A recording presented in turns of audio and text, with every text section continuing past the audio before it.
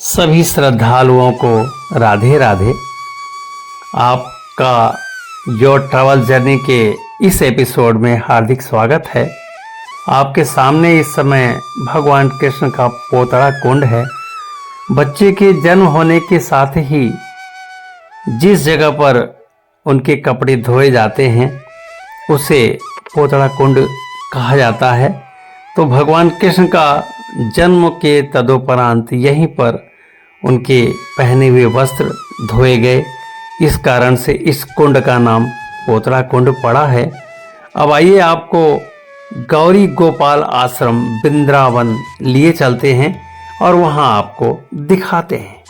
मथुरा का ये गौरी गोपाल आश्रम काफ़ी वैल्यू रखता है मथुरा के अंदर, और ये वृंदावन में बना हुआ आचार्य अनिरुद्धाचार्य जी का ये कर्मस्थली, धर्मस्थली और भगवान के प्रति श्रद्धा स्थली है। और चलिए हम आपको गौरी गोपाल दिखाते हैं और दिखाने के बाद फिर यहाँ के बारे में बताएंगे। प्रेम से बोलिए राधे राधे। गौरी गोपाल आश्रम आप देख पा रहे होंगे। इसी आश्रम के ठीक सामने गौशाला बना हुआ है। पहले गौशाला आपको दिखाते हैं, फिर अंदर चलते हैं।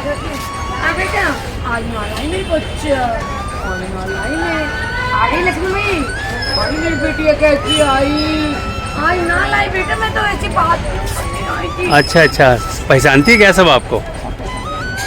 अच्छा गोपाला, अच्छा सबके नाम रख रखे हैं। अच्छा, तो ये वाला आप ही देखती हैं क्या? नहीं, मैं नहीं देखती। हाँ, मैं तो जैसे रोटी जोड़ निकालती, 2 रोटी खिलाने आती हूँ। अच्छा। तो आप आश्रम में सेवा दे रही हैं कि अपना अलग है आपका? मैं किराए पे रहती हूँ। यहाँ पे आश्रम में? नहीं, किराए पे बाहर सेवा करने आती हूँ। अच्छा, सेवा करने यहाँ आती हैं। चलिए, तो बेटा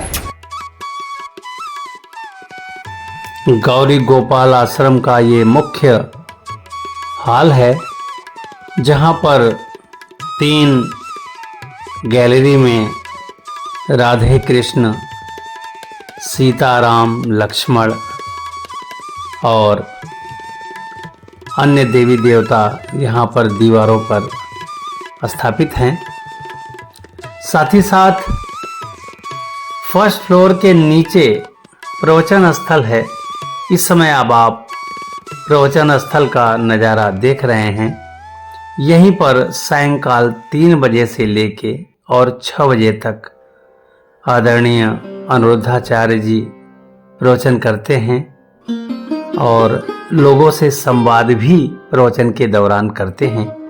तो ये है गौरी गोपाल का प्रवचन स्थल।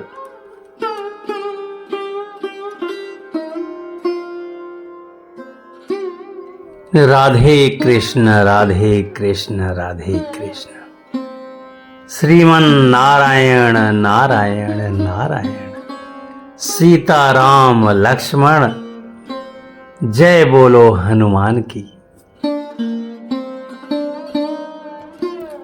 गौरी गोपाल आश्रम वृद्ध माताओं की शरण स्थली है।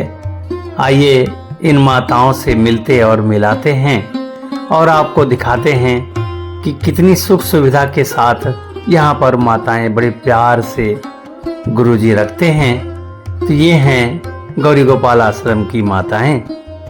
और इसके बाद अब आइए उसी हाल में वापस हम आ गए जहाँ से गए थे।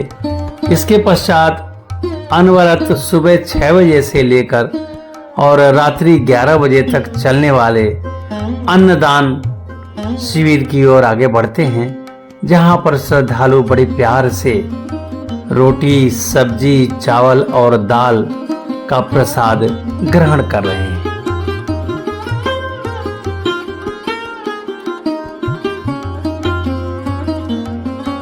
इस हाल में ऐसे व्यक्ति, ऐसे श्रद्धालु जो जमीन पर बैठकर असुविधा महसूस करते हैं अर्थात अशक्त हैं, उनके लिए यह प्रांगण अन्न प्रसाद के लिए बनाया गया है।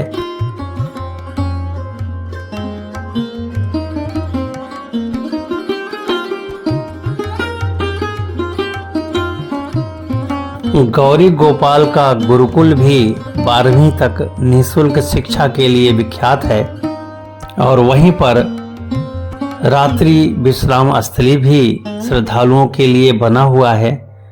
यहाँ पर यदि एसी रूम में आप रात्रि विश्राम करना चाहते हैं तो 1500 रुपये में एसी अटैच बाथरूम आपको यहाँ सुलभ हो पाता है। और इस तरह से और गुरुकुल में ही एक अलग से भी गौशाला चलता है। गौरी गोपाल आश्रम एक तरह से ये वृद्धा आश्रम है और इसी वृद्धा आश्रम में माताएं जी भर के अपने घर से दूर घर जैसा प्रेम व्यवहार हमारे अनुरुद्धाचार्य जी से पाती हैं। उनको रहने खाने की अच्छी व्यवस्था यहाँ दी गई है।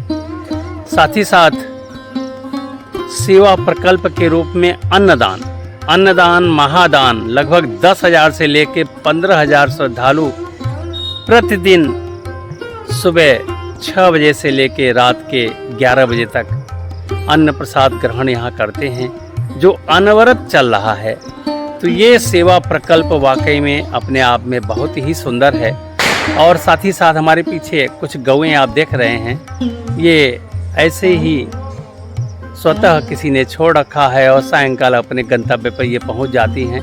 दिन भर स्वयं ये घूम घूम कर चरती रहती हैं। लेकिन गौरी गोपाल आश्रम में 3 गो आश्रम है जहाँ पर गायों को रखा गया है और गाय वहाँ पर जी भर के सेवा उनको दी जाती है और सेवा के फलस्वरूप जो भी दुग्ध मिलता है वो श्रद्धालुओं में वितरित कर दिया जाता है। तो ये 3 के तीनों गो आश्रम अनुरुद्धाचार्य जी स्वयं के देख रेख में चलाते हैं और गर्मियों में इन गायों के लिए कूलर की व्यवस्था है और जाड़े में इनको बंद गौशाला में रखकर हीटर भी जलाया जाता है।